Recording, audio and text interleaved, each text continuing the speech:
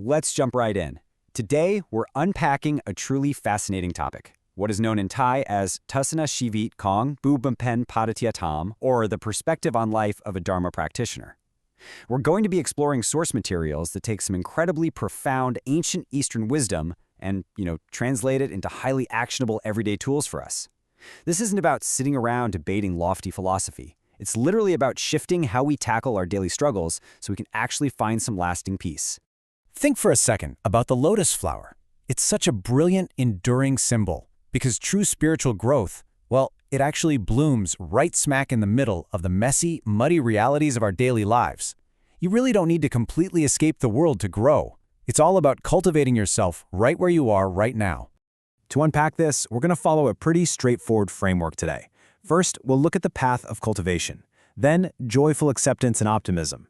Third, embrace, forgive, and adapt. Fourth up is simplicity and sacrifice. Fifth is true compassion. And finally, we'll wrap up with creating lasting happiness. Let's get to it. Okay, starting with Section 1, the path of cultivation. The source text makes a really crucial point right off the bat. A true practitioner isn't just some philosopher sitting alone on a mountain. They perfectly unite knowledge with action. Honestly, having all the wisdom in the world without actually applying it, it's basically useless. It's kind of like Sun Wukong, the Monkey King from the classic tale Journey to the West. When that guy faced an obstacle, he didn't just stand there talking about it. He immediately leaped into action. A true practitioner embodies exactly what they know through what they do.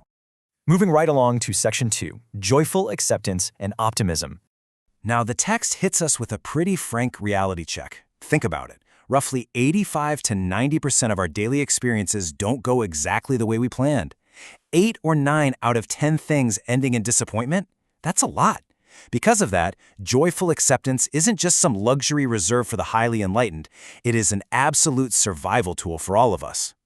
So, how do we actually pull off this joyful acceptance? Well, a simple smile is literally your greatest tool. There's this deeply moving anecdote in the source about a child who was tragically paralyzed in an accident. During the trial for his compensation, his lawyer didn't put him on the stand to testify about all his pain. Instead, he just had the boy stand up, as best he could, and smile at the judge in the entire courtroom. No words, just a smile. And the sheer resilience of that smile won him a massive settlement. Even in absolute tragedy, the ability to smile alters your reality and completely disarms the world. It's wild, but optimism fundamentally shifts your reality without changing a single external fact. The physical amount of water in the glass is exactly the same, right? But by actively choosing to see it as half full, the optimist creates an entire reality of abundance. Meanwhile, the pessimist creates a reality of scarcity. It's 100% a matter of perspective. But here's the catch. To maintain that optimism, you need direction. You need a fixed, unmoving goal. The text gives us this brilliant metaphor.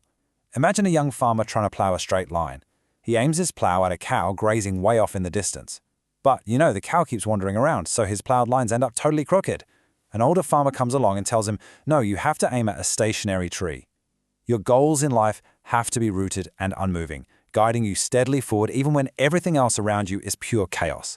Which brings us to Section 3, embrace, forgive, and adapt. There's this incredibly powerful ancient maxim in the text. The sky doesn't give birth to useless things. The earth doesn't nurture rootless grass. It's a profound reminder that absolutely every single person has value and purpose. Yes, even those people who just deeply, deeply frustrate us. If the earth doesn't nurture rootless grass, then every person you interact with has a reason for being there. Recognizing that is step 1 to actually embracing others. The problem is, we usually walk around using a magnifying glass on people, right? We scrutinize their tiny flaws and zoom way in on their mistakes. The text suggests we completely ditch the magnifying glass and pick up binoculars instead. When you look through binoculars, you're stepping back. Those tiny flaws blur out and you finally see the bigger, broader picture of who that person really is. It gives time and distance the breathing room to heal conflicts. And sometimes conflict isn't just about minor flaws. It's about entirely blocked paths.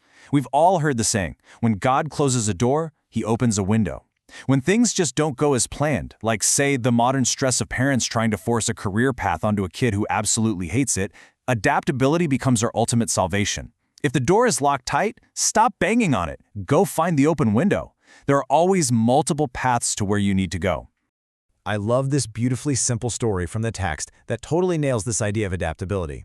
A little boy accidentally drops his 2 ice cream cones on the sidewalk and just starts crying his eyes out. A grandmother is walking by, and instead of just giving him pity, she tells him to take off his shoes, step barefoot right into the melting ice cream, and celebrate being the first human to ever do so.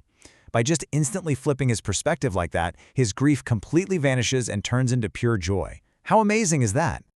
All right, Section 4, Simplicity and Sacrifice. The source makes such a smart point here. Sacrifice isn't actually a loss at all. Picture this. You have 10 candies. If you hoard them and eat all 10 by yourself, you're probably just going to feel sick and you'll be sitting there isolated. But if you share 9 of those candies, you bring joy to 9 other people. And more importantly, you build a community. Because you shared, it's pretty much guaranteed those 9 people will share back with you down the road. Giving isn't losing. It's an investment in human connection. But to give freely like that, we really have to drop the calculating, paranoid masks we all wear. Adulthood kind of forces us to strap on this heavy armor to protect ourselves, right?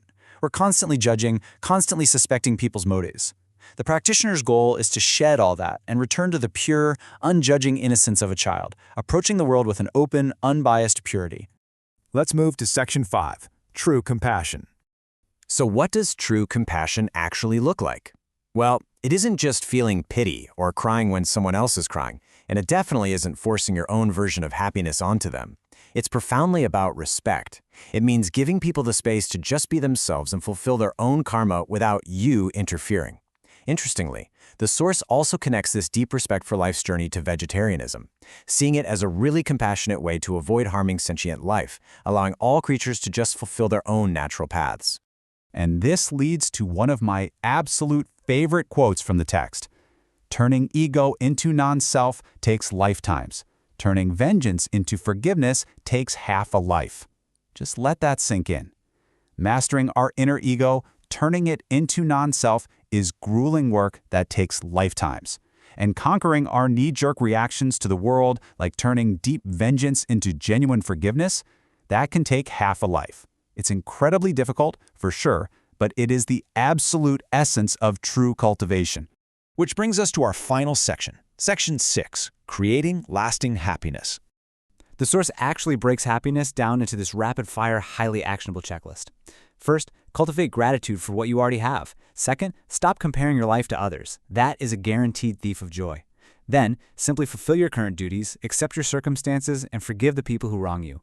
But the most crucial step, realize you can only change yourself. Seriously, stop trying to force people to be who you want them to be. So I want to leave you with this final, somewhat provocative thought to chew on. If you actually applied these principles, if you truly changed your perspective today, how much of your current daily suffering would simply disappear? Think about it. The key to unlocking a fundamentally better life might literally just be sitting right there in how you choose to look at it.